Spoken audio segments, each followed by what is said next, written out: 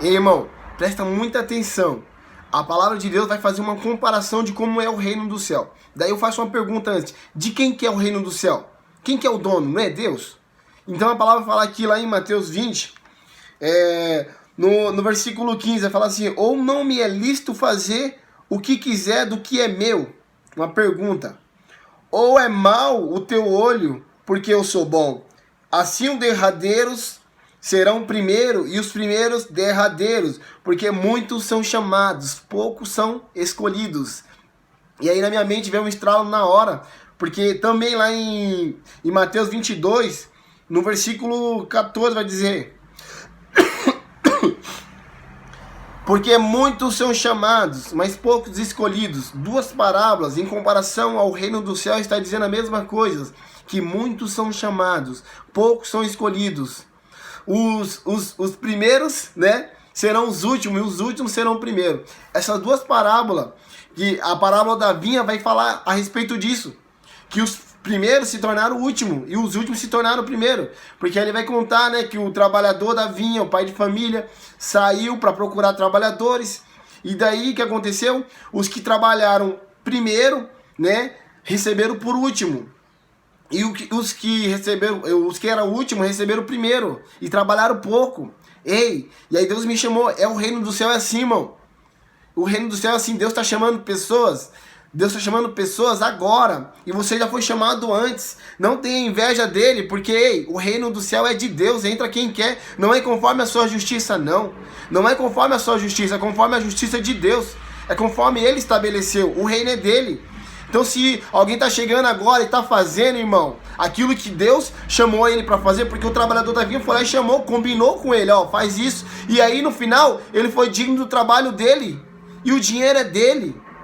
É o dono pagou para ele e os outros saíram resmungando. Nossa, mas nós começamos primeiro, por que não deu mais para nós? Eles pensaram que seria assim, porque eles pensaram conforme a justiça dele, não a justiça de Deus. Deus sim é bom. Deus sim é bom. E a outra parábola vai falar a respeito do quê? De uma festa nupcial. Aconteceu a mesma coisa.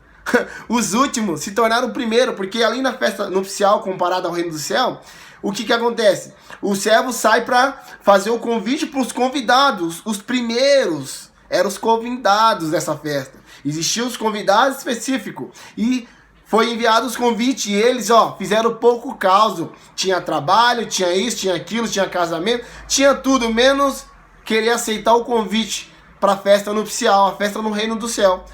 Então, o que aconteceu? O rei se indignou, se enfureceu e falou: vai e envia agora para todos. Eu vou até ler aqui na passagem para vocês entenderem. Olha o que aconteceu no versículo 8. Então diz aos servos: as bordas, na verdade, estão preparadas, mas os convidados não eram dignos. Esses são os primeiros, os convidados. Para as bodas, a todos os que encontrares. Agora ele fala aqui, ó. E depois, no versículo 9, e depois a saída do caminhos e convidai para as bodas a todos, repito, os que encontrardes, e os servos, saindo pelos caminhos, ajuntaram todos contra encontraram, todos, tanto maus como bons. Eita Deus maravilhoso. E a festa nupcial foi cheia de convidados. Os convidados aqui os últimos. Esses aqui são os últimos que se tornaram primeiro, foram pra festa. E era tanto bom como mal, irmão. Era tanto bom como mal. Não se ache melhor que os outros. Não faça igual o outro da outra parábola, não. Eles se acharam melhor que os outros porque eles trabalharam o dia todo. Não, irmão. Tá com inveja dele porque ele chegou agora e tá fazendo? A festa do rei. Só que aqui vai acontecer uma coisa, né?